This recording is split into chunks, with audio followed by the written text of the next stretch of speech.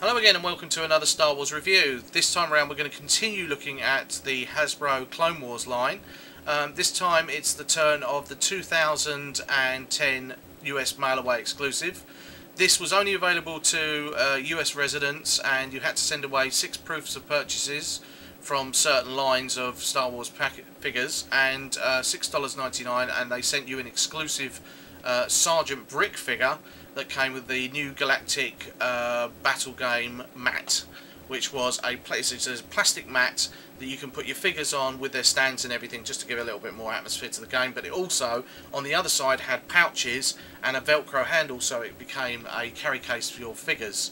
I'll give you a look at the figure itself. There he is. That's Sgt Bric in his packaging. The packaging's quite long because it's got the battle mat in it. That's the back of the packaging. I'll read to you from the back of the packaging. It says, this bounty hunter trains clone cadets on Kamino. He is a tough and demanding drill sergeant. He expects his trainees to perform their combat exercises with perfection. Anything less makes them failures in his eyes and not worthy to be part of the clone army. And we see that in the episode Clone Cadets, where him and another Arconan bounty hunter called LS trains Domino Squad, which is the squad we see from the Season 1, I believe it was Episode 5, Rookies. We skip back in time, we're now seeing where they're training. This was obviously the Season 3 premiere of the Clone Wars, and what a very good episode it was. Give you a look at the figure himself. Here he is. He's a very, very good representation of Bric. Articulation wise, he has a ball jointed head, shoulders, elbows, swivel wrists, swivel waist, swivel hips and ball jointed knees. It's just a shame we didn't get the ankles, but you know, you can't have everything. There he is. That's Bric. He comes with a DL44 blaster. Fits nicely in the holster, fits nicely in his hand. I've got him as if he's just about to draw it. He also comes with the standard battle game card and stand. There we go, Sgt Bric. And of course these notches once again relate to bonuses. You can see there. Right, let's have a look. As you unpack it, you obviously get the Sgt Bric figure with all his paraphernalia.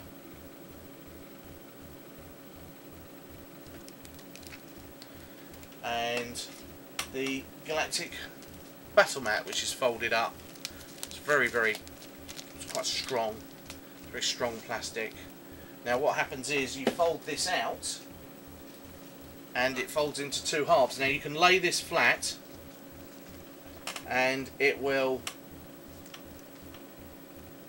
just expand out. You can see the points there where you can put your card in that. But what happens is if you undo the handles, I've shown here with my son's figures, I don't know how well you can see that, but it turns into a figure holder, which you just drop like I did. And then obviously it's got Velcro on the handles, just does up like that, and then you've got a carry case for your figures. So quite a nice little touch.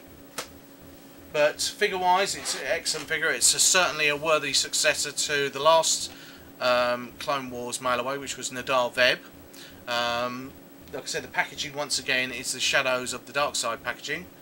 Like I said, you can see it there. It's a very nice way of packaging it. It's very unusual. Comes with a long white mailer box. Very impressed with it.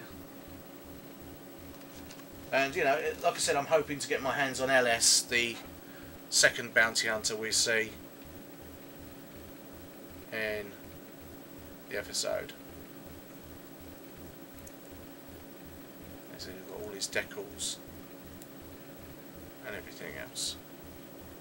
So another thing, Right, on Thursday, that's the 21st of April, I'm going to be taking part in a podcast. This podcast is for Custom Action Figure News. Now, that's the resident podcast on the imperialshipyards.net, where I tend to hang out. And we will be discussing, amongst a few other things, this will be a Clone Wars Season 3 roundup, you know, new opinions and facts, and what did we think of the season. Joining us on the podcast will be Lucas Clones and Tamer, the co-hosts, the two hosts of the show, and also be joining us a new girl on the block, as so to speak, is Star Wars YouTube reviewer Wookiee Lover 1138 from the Kessel Run Review, and it'll be interesting to get a female perspective on the Clone Wars. And I would say we will be looking in depth at the finale, Padawan Lost and Wookiee Hunt, and telling you what we think of them.